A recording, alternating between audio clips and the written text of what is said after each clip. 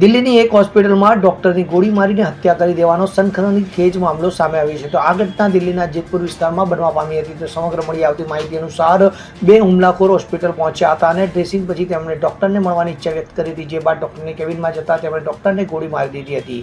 તો આ ઘટના બાદ દિલ્હી પોલીસે સીસીટીવી ફૂટેજના આધારે આરોપીની શોધખોળ હાથ ધરી છે. તો મૃતક તબીબનું નામ જાવેદ હોવાનું કહેવાય છે. તો કાલિંદી ખુદ પોલીસના જણાવ્યા અનુસાર આ મામલો જેતપુર સ્થિત નિમા હોસ્પિટલનો છે. તો આ હત્યાનું કારણ હાલ સ્પષ્ટ થવા પામ્યું નથી, જેથી પોલીસે આ ઘટનાની અલગ અલગ એંગલથી તપાસ કરી રહી છે. તો પોલીસની ટીમે આરોપીને પકડવા સતત શોધખોળ કરી રહી છે.